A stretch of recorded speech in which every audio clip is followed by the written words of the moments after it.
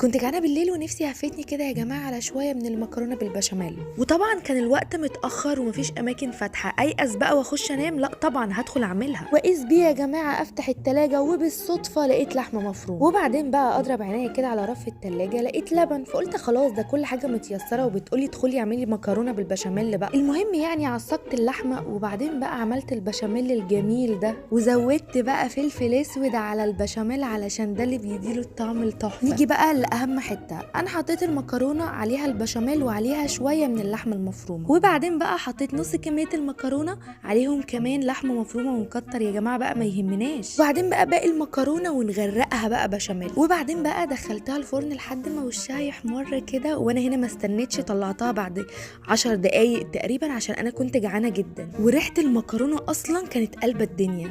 بجد انا عايزه اقول لكم ان المكرونه بالبشاميل دي اكتر حاجه بتدفي في الشتاء.